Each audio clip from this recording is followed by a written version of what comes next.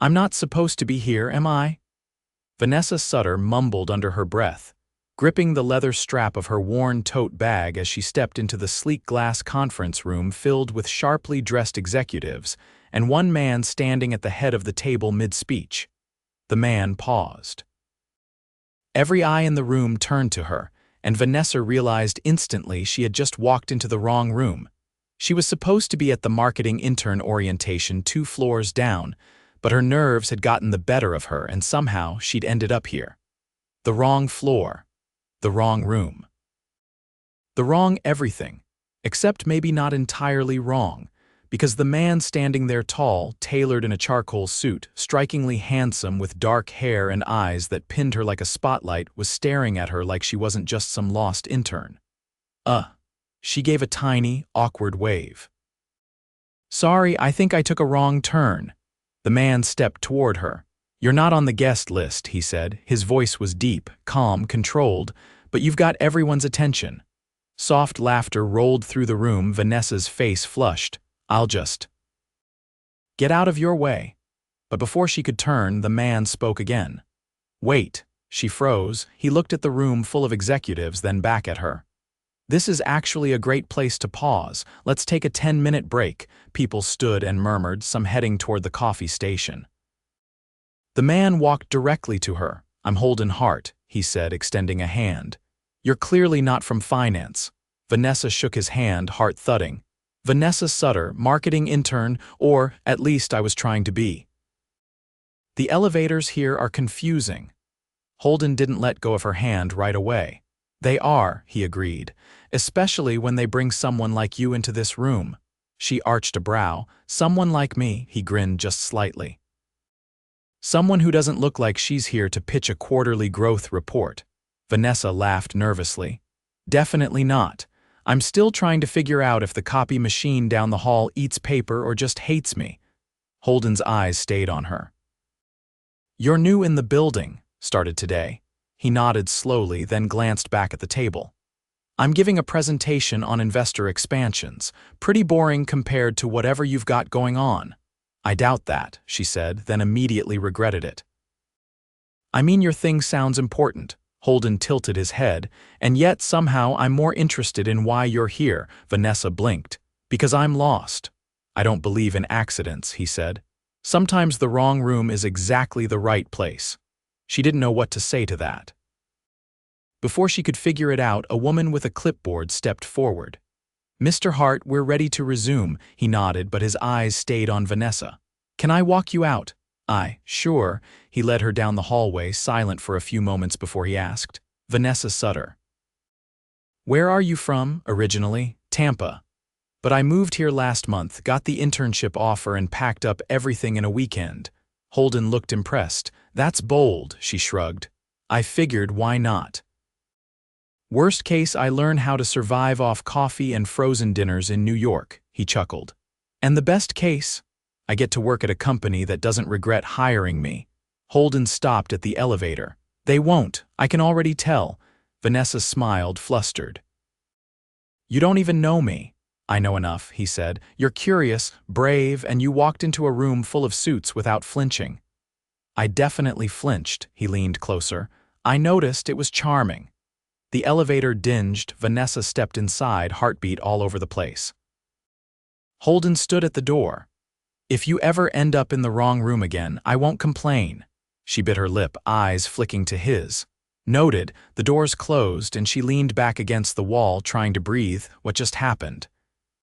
The rest of the day passed in a blur of onboarding paperwork and awkward icebreakers with other interns. But Vanessa couldn't get Holden Hart out of her head. She didn't realize until later that night, Googling the company's leadership team out of curiosity, that he wasn't just some mid-level executive. Holden Hart was the founder, the owner, a millionaire entrepreneur who'd built Heartstone Ventures from the ground up, her boss's boss's boss. She almost choked on her cup of noodles. 2 days later, she was refilling her water bottle in the break room when a familiar voice spoke behind her. Still getting lost, she spun around. Holden stood there, no suit this time, just a white button-down, sleeves rolled up to expose strong forearms and that same unreadable intensity in his eyes. "I haven't wandered into any more million-dollar meetings," she said, trying to keep her voice steady. "That's a shame," he replied. "I was hoping to see you again," she blinked. "You were?" "Yes," he didn't elaborate, just watched her. "I'm still figuring everything out," she said, trying not to trip over my own nerves. "You're doing better than most," Vanessa laughed softly. "I doubt that." Holden stepped closer. "You know what I noticed the other day?" "What?" "You didn't try to impress anyone. You were just you." She didn't know how to respond to that. It was the most sincere thing anyone had said to her in weeks. "Why does that matter?" she asked. "Because I've spent years in rooms full of people pretending they belong. You didn't pretend." Vanessa felt something shift in her chest. He looked at his watch. "Are you busy tonight?" She blinked. "Tonight, I'm going to dinner, nothing formal, just a place I like." "Come with me?" Her heart jumped. "You're serious?" "Always. I don't have anything fancy to wear." He studied her for a moment, then said, "I'll take care of it." Before she could question what that meant, he added, "I'll send a car, 6 o'clock." And just like that, Holden Hart walked away, leaving Vanessa in the middle of the break room, stunned, breathless, and very, very aware that she just stepped into something she didn't understand, but maybe just maybe wanted to. The black car pulled up to the curb outside her apartment building with such seamless timing it startled her. Vanessa stood on the sidewalk in front of the weathered brick walk-up, gripping the paper bag of takeout she'd been planning to eat before Holden Hart had completely derailed her evening with his unexpected dinner invitation. Now she was wearing a dress she hadn't picked out, standing in heels she'd never worn, and watching a man in a crisp driver's uniform open the door of a sleek town car like she belonged in it. She slid in, careful not to wrinkle the soft silver fabric that still felt foreign on her skin. The tag had been discreetly clipped off, and there'd been no receipt or note with the box that arrived at her door less than an hour after he'd left the office. "Where are we going?" she asked the driver, her voice low. He met her eyes in the mirror. "Mr. Hart prefers discretion." "You'll see." The windows were tinted too dark to catch more than flickers of the city lights. She pressed her palms flat to her knees, breathing through the nervous energy spooling tighter with every block. The car finally pulled into an underground garage, and moments later, she was being led through a private elevator entrance into a restaurant that didn't have a name on the door. Inside, the lighting was dim, the air scented with saffron and something smoky. No music. Just the quiet hum of conversation and the occasional chime of silverware on porcelain.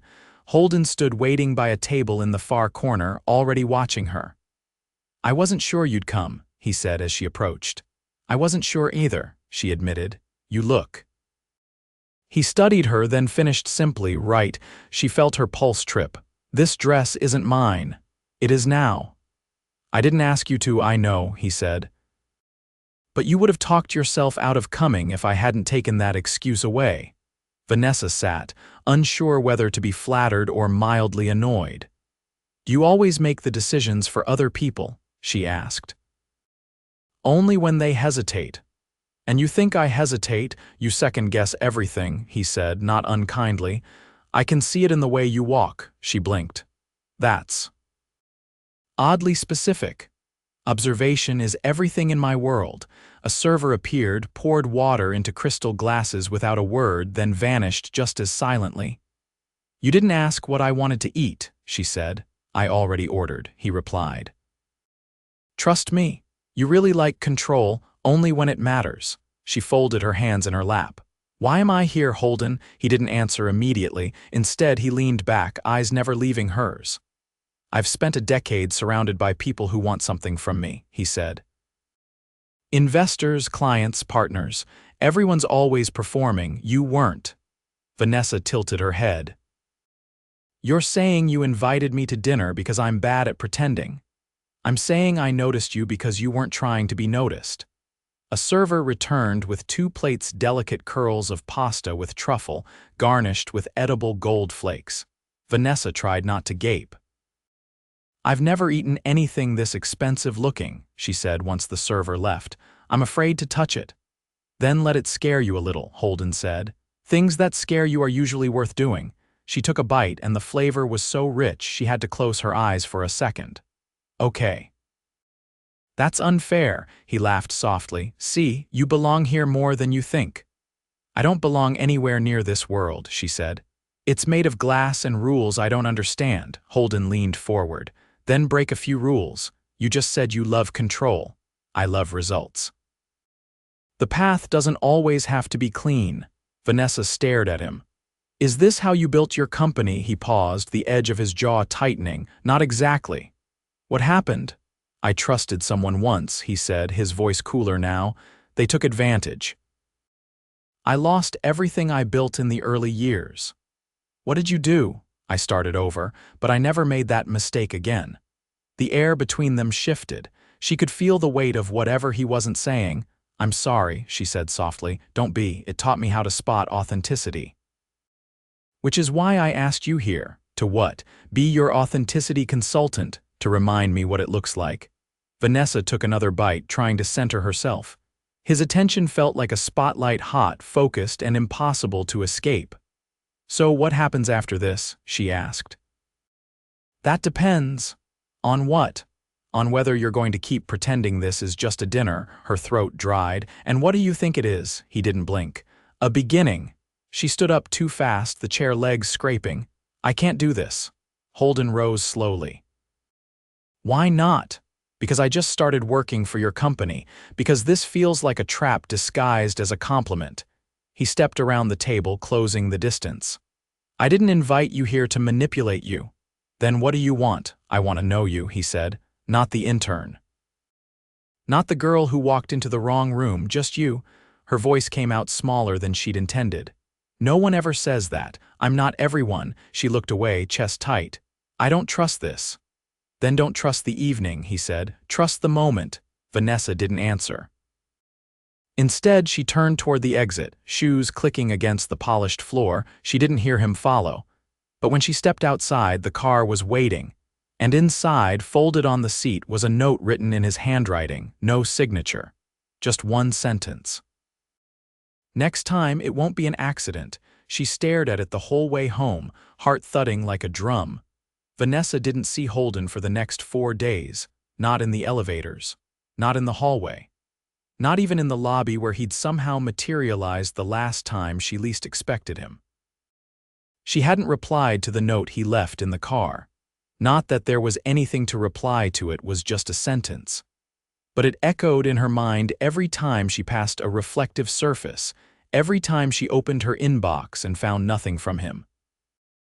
A part of her wondered if she'd imagined the whole thing. That night. That conversation. That invitation to step into something larger than she could understand.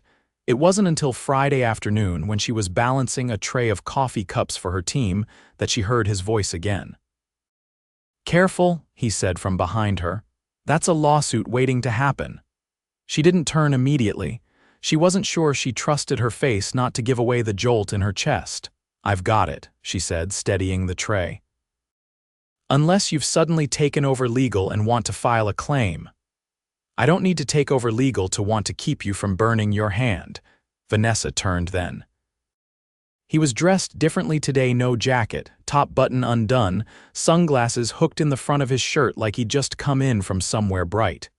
"You've been hiding," she said before she could stop herself. "I've been traveling," he corrected. "Investor summit in Milan." "I got back this morning." "That sounds exhausting." It was. He looked down at her tray. "Is that for the marketing team?" "Yeah, put it down. I need to deliver these." "Put them down anyway." Vanessa stared at him. "Why?" "Because I'm asking." She hesitated, then set the tray on a nearby table. He nodded toward the hallway. "Walk with me." The office was quiet. Most of the executive floor had already cleared out for the weekend.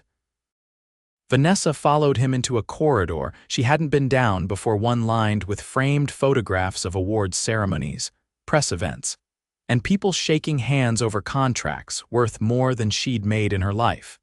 At the end of it was a door she hadn't known existed. He unlocked it with a thumbprint scan. Inside was a rooftop garden not like the cold, sterile terraces she was used to seeing on luxury buildings. This was lush, alive, ivy curled around steel beams. Potted citrus trees gave off a faint, sweet scent, and a long marble table stretched beneath strung lights that hadn't been turned on yet. Vanessa stared.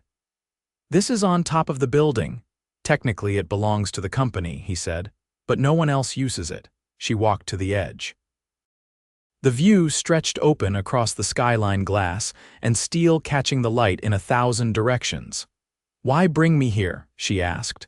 "Because I wanted to talk without anyone listening." She turned. "Is that something people do a lot around you? Too often?" He leaned against the table, arms crossed lazily. "I've been thinking about you." Her throat tightened. "Why?" "Because I don't usually bring people into my world, not like that. Not impulsively." "I didn't ask you to, I know," he said. "That's what makes it worse." She frowned. "Worse? I don't make mistakes when it comes to people, but with you I can't stop wondering if I already did." She blinked. "How is that fair? You're the one who sent a car. You're the one who bought me a dress and ordered dinner before I got there. I didn't ask for any of it." "I didn't say it was fair," he said. "Only that it's dangerous." Her voice dropped. "To who? To both of us."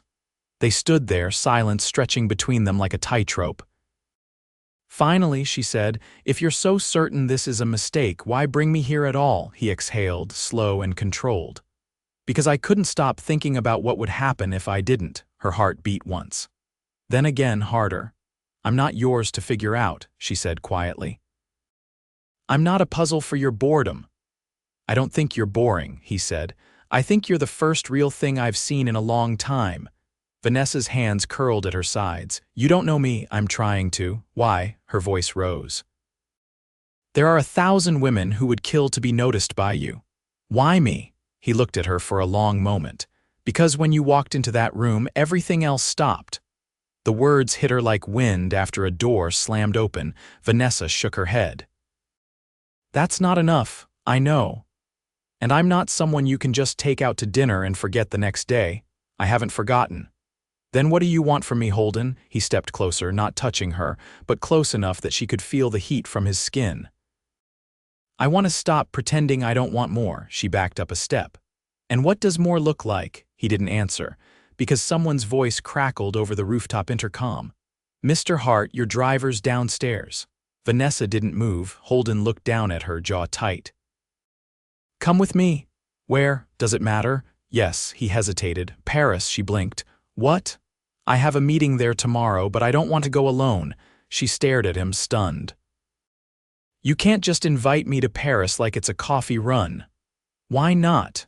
"Because I'm not built for that kind of world." "You're wrong. Holden, this is moving too fast. I barely know where your office is, and now you want me to fly to another country with you? I want a chance to prove it's not just about the invitation." She looked away. "I can't say yes. You haven't said no either." She closed her eyes. "I need to breathe." "I'll have the jet wait until midnight," he said. "If you decide not to come, no hard feelings. And if I do, then I'll stop wondering what it's like to stand next to you and not have to pretend I'm someone else." Vanessa didn't respond. She turned and walked to the door. When she looked back, he was still standing there, framed by the skyline, waiting. The airport was quiet, the kind of quiet that only existed in private terminals past midnight. Vanessa stood just outside the sleek Gulfstream jet, the wind tugging at her coat. She hadn't been able to sleep. Hadn't been able to stop thinking. And somehow, at 11:45, her feet had carried her into the back of a black car, and the black car had brought her here. She hadn't packed anything, not even a toothbrush, just her phone, her wallet, and 100 questions she couldn't answer. Holden stood at the bottom of the steps, jacket over his shoulder, watching her like he hadn't moved since she called his name. "You came," he said, voice low. "Don't make it sound like a promise," she replied. "I still might turn around." He nodded once. "I wouldn't blame you. They're going to ask where I went," she said. "The internship team, my manager, I'll handle it. You can't just rewrite my choices. I'm not trying to." "Then don't make it easy for me to forget they exist," she said. I'm here because I need to understand what this is, not because I want to disappear into your world. Holden stepped aside, gesturing to the stairs. Then come find out. The jet was quiet inside, cream leather seats, a bar that gleamed under soft lighting. She sat by the window, not looking at him as he took the seat across from her. "Why Paris?" she asked after a long silence. "There's a gallery. A man I'm trying to partner with, he only meets in person. You collect art." "I collect leverage," Holden said. "But I've learned to respect the things that move people." She glanced at him. "And what moves you?" He didn't answer right away. "Loyalty, precision, surprise."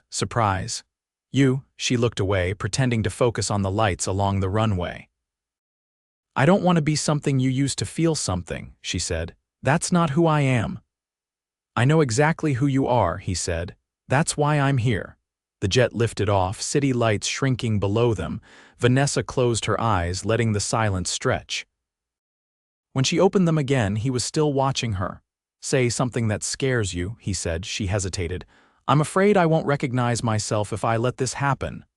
"Then don't let it happen," he said. "Choose it." She stared at him. "You make it sound like control is a comfort. For me, it is. And for me, it's a trap. I've spent my whole life trying to keep people from deciding who I am before I can. What if I'm not trying to decide for you?" he asked. "What if I'm just waiting for you to show me?" She didn't answer. Paris was gray when they landed, the sky soft with clouds. A car was waiting, the driver silent as they rode through narrow streets lined with shuttered windows and corner cafes coming to life. They stopped in front of a building with tall doors and ivy climbing the stone. Inside, the gallery was still closed to the public. A woman in black gloves met them, unlocking the front with a nod. Vanessa walked slowly through the space, the walls hung with abstract pieces that pulsed with color and motion. She paused in front of a canvas that looked like chaos at first glance, but the longer she stared, the more it settled into something deliberate. "What do you see?" Holden asked quietly. She didn't look at him. "Something that couldn't decide whether it wanted to be beautiful or honest." "That's how I feel when I look at you," she turned sharply. "Don't."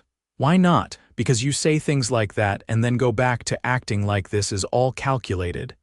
"It's not," he said. "Not with you." "Then tell me the truth." "I don't have one truth," he said. "I have 1,000 versions of it. Each one depends on who's asking. And what version am I, the one I haven't figured out how to lie to?" She stared at him, heart thudding against her ribs. "That's not romantic." "It's not meant to be," he said. "It's just real." Outside, the city moved slowly, rain starting to fall in thin lines against the windows. They left the gallery without speaking. The car pulled up near the Seine and he opened the door for her. She didn't get in. "I need air," she said. Holden didn't argue. They walked along the river in silence, shoes slick against the wet stone. She stopped at the edge of the bridge. "Do you regret it?" she asked. "Regret what?" "This. Us. Whatever this is, starting it?" "No," he said. "Do you?" "I don't know yet." He stepped closer, not touching her. "Then let me take you somewhere. I'm not in the mood for another surprise." "It's not a surprise," he said. "It's a decision." They walked to a quiet square with a wrought iron gate. The building behind it was low and old, with candlelight flickering in the windows. Inside, the space was empty. A violinist played near the corner. A single table was set in the back. Vanessa stopped. "You planned this." "I hoped for it." He pulled out her chair. "Sit." She did. The violinist played something slow and aching. Holden didn't try to fill the silence. He just watched her. "Finally," she said, "you don't ask questions like normal people." "I don't want answers like normal people." "What do you want, Holden?" He leaned forward. "I want to wake up in the morning knowing I'm not pretending anymore. I want to look across a room and see the person who reminds me how it started. I want to stop chasing things that don't make me feel anything. And you think I can do all that? I think you already have." She felt the tears press behind her eyes before she could stop them. "I don't want to lose myself." "Then don't," he said. "I'm not trying to take anything from you. I just want to stand next to you for as long as you'll let me." The violin stopped. She reached across the table, fingers brushing his. "Okay," she whispered. Then let's stop pretending. Holden stood, pulling her gently up from her chair. He drew her into a quiet dance. No music now, just the soft hush of Paris beyond the windows. When she finally laid her head against his shoulder, he pressed his lips to her hair. This wasn't an accident, it never had been. And for the first time in a long time, Vanessa didn't feel like she was in the wrong room. She felt like she'd finally found the right one. Vanessa stood at the window of the penthouse Sweet Holden had taken for them in the Marais. Her bare feet pressed to the cool stone floor as dawn broke across the rooftops of Paris. The city stirred slowly, golden light touching the wrought iron balconies and slate roofs like a secret whispered too early. She wrapped her arms around herself, unsure if the chill she felt came from the morning or from the weight of what had shifted between them. Holden stepped behind her, shirt unbuttoned at the collar, hair still damp from the shower. His hand slid gently along her waist, but he didn't speak. Vanessa's voice was quiet. "What happens when we go home?" "I thought about that all night," he said. "I don't want to leave this here," she turned slowly. "We can't live in a bubble. I'm not asking for that. I'm asking for real. You're my boss, Holden." "I've already spoken to legal," he said. "I'm removing myself from anything that touches your department. I built Heartstone so no one could tell me who I could be or how I had to live. I'm not about to start letting that happen now." She blinked. "You did that. For me, for us," he said. "I know what this is. I'm not confused. I'm not chasing a distraction. I'm asking you to choose me." Outside of Paris, outside of this moment, Vanessa folded her arms. "What if we get back and everything feels different?" "Then we figure it out," he said. "You don't stop climbing a staircase just because you can't see the top."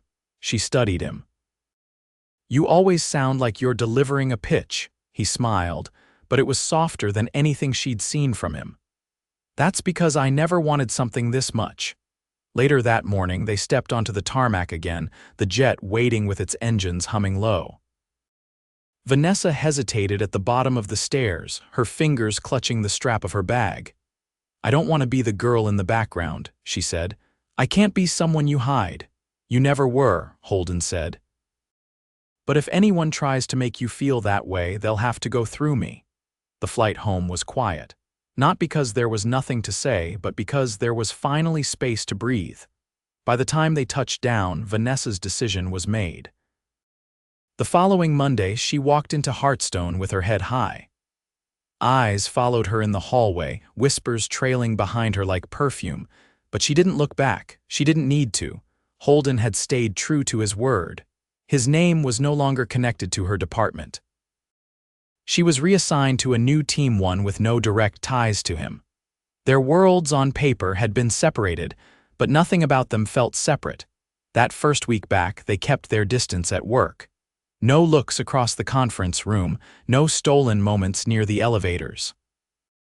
It was harder than she expected, but it made their time outside the office feel all the more electric. They met in places no one from the office would think to look: quiet bookstores in Soho, jazz clubs hidden behind speakeasy doors, diners at midnight where they talked for hours without ever checking the time. One night, as they walked down a quiet Brooklyn street, Vanessa paused in front of a small, shuttered storefront. "This was my dream," she said. "I used to imagine opening my own creative agency, small team, local clients, a space that felt like mine." Holden glanced at the building. "Why haven't you done it?" "Because dreams don't pay rent, and I wanted to prove I could make it somewhere first." He didn't say anything then, just took her hand and kept walking. 2 weeks later, he led her to that same block. The storefront was no longer shuttered. It had been cleaned, painted, and a single sign hung in the window, Sutter & Co. She turned to him, stunned. "Holden, I signed the lease," he said. "But it's in your name. Consider it an investment, not in the company, in you." "I didn't ask for this," she breathed. "I know. I can't take this unless you understand something," she said. "I'm not going to be someone you buy. I don't want to be someone you fix." "You're not broken," he said. "You're a storm. I just want to stand in the middle of it." Tears welled up in her eyes. He stepped closer. "I love you," he said, not waiting for the perfect moment. It happened fast, it happened hard, but I love you, she laughed through her tears. I'm still scared. So am I, she threw her arms around him, her voice muffled against his chest. I love you too. 6 months later, Vanessa stood in that same storefront, now filled with light, creativity, and the hum of a small team she'd assembled herself. Her agency had landed its third major client, and she was finally building something that was hers. Holden walked in, suit jacket slung over one shoulder, a coffee in each hand. You look like you own the city, he said. I'm still learning to own the sidewalk, she replied. He set the coffees down and reached into his pocket. I promised myself I'd wait for a perfect moment, he said. But there's no such thing, there's just this. You, me, and the life we're building, he knelt. Vanessa's hand flew to her mouth. Marry me, he said. Not because I can give you everything, but because everything makes more sense when you're in it. She dropped to her knees too, laughing and crying. Yes, she whispered. Yes. A year later, they exchanged vows in a rooftop garden above the city, ivy curling around the beams, soft music playing beneath strings of light. She wore white, he wore gray. And when they kissed, it felt like something had come full circle. The wrong room had led her to the right man, and everything after that had been exactly where she was meant to be.